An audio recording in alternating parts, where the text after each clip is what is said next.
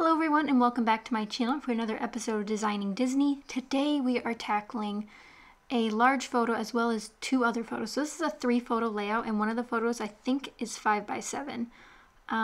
So a 5x7 and two 4x6, and I will trim some of those 4x6 down. But I'm using this DCWV paper pad, which I believe is called Blush, and as you see it's falling apart there. But I got a great tip from one of my subscribers.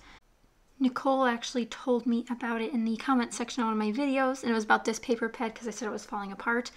She suggested using binder clips, so you'll take the whole pad apart and then put it back together essentially, and then hold it with little giant binder clips, which I thought was a great idea. I still have to find out where I saw them the other day and now I can't find them, but I know they're around here somewhere. So here's where I start looking at the photos that I had, because two 4x6s were just not going to flow very well.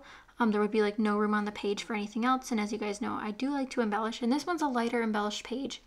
So if you watch my videos and you think I might over embellish for your taste, or you're looking for simpler pages, I'd say this one's a simpler page in that it uses less embellishing, but it's still a very busy page because of the topic of the photos. So the photo on the left has a frame around it, and if you guys didn't know, the Designing Disney series here is me scrapbooking one of my Disney vacations. This one happened to be a Disney cruise, then we went to Disney World. So if you're looking for park photos, those are coming. We just happened to go on a cruise this trip, and it was absolutely amazing. I would highly recommend a Disney cruise to anyone. And if you guys have any questions about them, please let me know. I consider myself an expert, even though I've only been on 2, but I'm not an expert, but I can answer your questions. So I just laid down some gold washi tape, but like I was saying, this is a photo that we bought off the ship, so it came with that beautiful frame around it that's Rapunzel themed. I really hate that these are in front of red curtain. It really made for like a weird layout combination for Sam's blue shirt, Rapunzel's purple dress, and then the red background. And so I went with pink for some reason, but that's okay. It's fine. It'll work out. And I have this title piece, which I put into this little page kit. If you guys haven't watched, I did make a newish video about how I organize my travel photos and how I set this album up for success is what I called it. So I'll have that link down below, of course. And essentially I put things that I want to use with certain photos in the page protector with the photos to save me time later and to get me more motivated to pull out things and to get my stash used up. So like these princess stickers were perfect because Rapunzel is considered a princess. So I used a couple of those, and those are from the Simple Stories, just kidding. And I'm using a cut apart also from the same paper pad and to use my journaling on. And if you guys haven't realized, I went through a scrapbooking revolution recently in my mind about telling the story more, and this is just enacting me to pull out more spots to put journaling on my layouts, and I'm absolutely loving it. I really want to also get into typed journaling, so if you guys would like tips on how to incorporate more journaling into your creative process, let me know.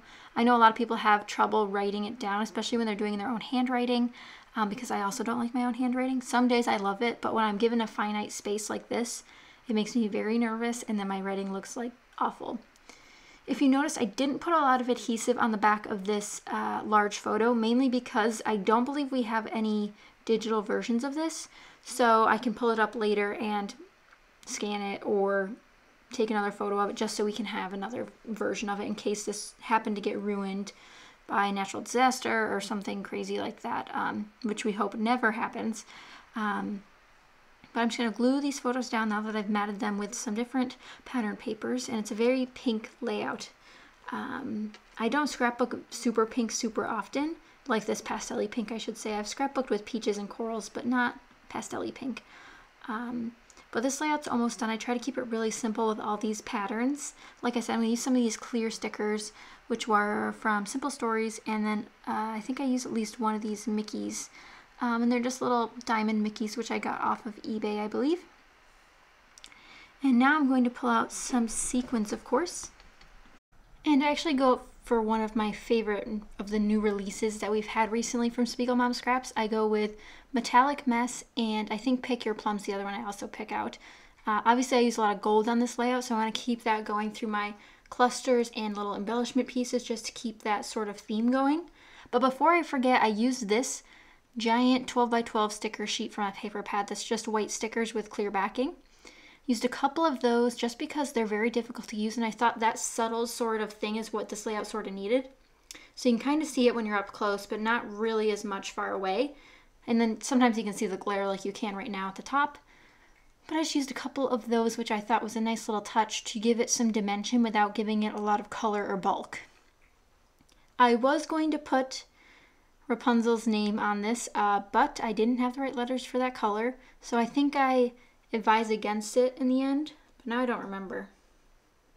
Moving on to sequins, I start with Pick Your Plum, which is from the new release, and I put a beautiful, now I'm not sure if these are iridescent or holographic. I never remember which one's which. But I'm going to call these iridescent for now. There's giant iridescent white ones in this, so it gives off that pink look because I'm putting them near pink objects. So I thought that was a really cool technique. And I also use a couple from the grape juice mix. So I'm just making a couple little clusters of those. And other than that, I don't do a lot of embellishing. As you can see, I have some die cuts picked out on the left-hand side of my layout that just sit next to the T-square ruler. Don't end up really using those because they were just too much.